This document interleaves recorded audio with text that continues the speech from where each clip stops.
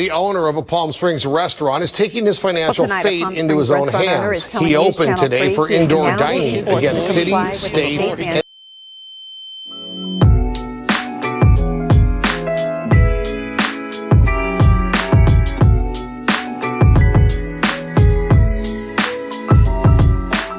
This is Unbillable. This is a vlog by me, Amir Afsar, a California licensed attorney, and I don't think my viewers care if it's shot in 4K. I just had this conversation. It's not a joke. If you do, if you want to see me in 4K, if you care to see us in 4K, put in the comments below. If you have an idea that you want us to talk about, or maybe just want to comment on the stripes in my shirt, whatever it is, put it in the comments below. We'd love to hear from you. Today, what I want to talk about, though, in all seriousness, besides 4K or not 4K, is this ongoing pandemic that we've all been facing. It is the middle of September 2020. By my calculations, we're pushing about 7 months that we've been under this social distance, wear a mask, restrict your movement, or get out there and do whatever you want, forget the mask, be free, be a patriot, sort of cross-section of time.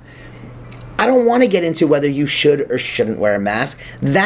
That's not for me to be doing. I have some opinions on what the law thinks, but again, I don't really think that's the topic for today. Today what we're talking about is La Bonita Palm Springs. Okay, usually I don't talk about specific businesses like this, but on this episode we're gonna do it. And normally when I talk about La Bonita Palm Springs, I'm talking about this hot Cheeto cheese shell taco thing they make.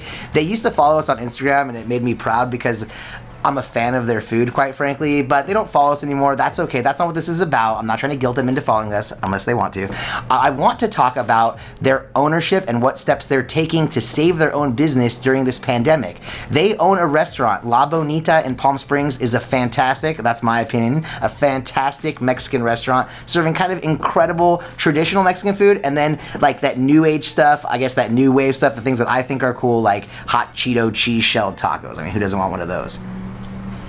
Now, their business is a small restaurant. Their small restaurant has indoor dining and a small outdoor patio, a very small outdoor patio. In light of the COVID-19 pandemic, you probably know where I'm going, they're not able to serve any food indoors. They are not allowed to have in-restaurant dining. I mean, this is across all the restaurants throughout Palm Springs, not unique to La Bonita, but La Bonita decided to sort of do something about it. Well, let's get to that in a second. They started by feeding the homeless. For like about 2 months, the owner of La Bonita out of his own pocket was serving like 50 meals a day to the homeless people, just trying to sort of do good, kind of be a positive influence on the city of Palm Springs, play their part during a pandemic to help people. But unfortunately, the story doesn't end there.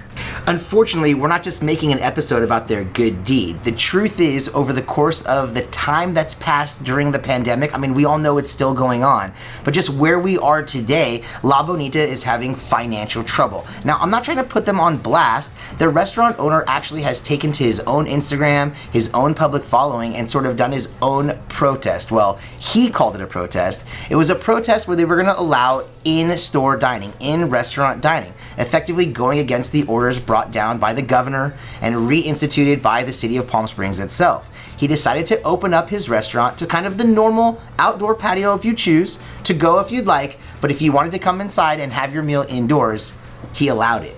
And that was his mistake.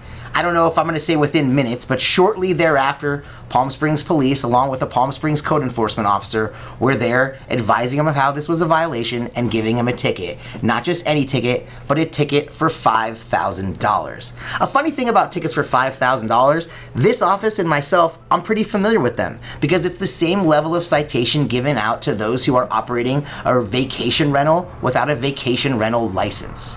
$5,000, a significant penalty to adjust your behavior. And in this situation with La Bonita, it definitely adjusted his behavior. Right away, they went back to having outdoor dining only. But is that really what this is about? Are we really solving any kind of problem? The city of Palm Springs, at least on the news, they were saying they visited this man's restaurant like 6 times in 4 days. Think about the cost and expense to the city to send code enforcement or law enforcement to a restaurant 6 times in 4 days. It's gotta be extreme. It's gotta be extravagant, quite frankly. Imagine sending that kind of show of force to every single business across the city. You probably couldn't do something like that.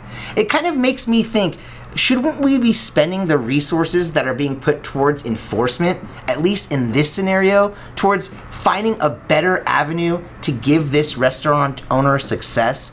I think we can all agree that this is the type of restaurateur or entrepreneur that we would like to see succeed. All he did was create a quality Mexican restaurant in a location that needed more Mexican food. And next thing you know, he has a successful business. Well, until the pandemic strikes. But then he stepped up and fed the community, did what any of us would kind of think of as a commendable action, only to find his business still enthralled with these unique set of circumstances. He closed his in-room dining following the laws that were put in place by the city council, only to kind of find his restaurant further and further and further in pain and suffering, until now it's sort of on life support, leading into him taking the drastic actions he'd been taking, try to just pump some life back into what was once a successful business. In my opinion, you keep hearing, including me, say things like these are unique times. They are unique times. I mean, what's the last pandemic you lived through? These unique times call for unique actions. And in my opinion, opposing a fine and administrative citation like they did here, that's just the same old approach. That's the same thing we've been doing all along when you don't follow city laws.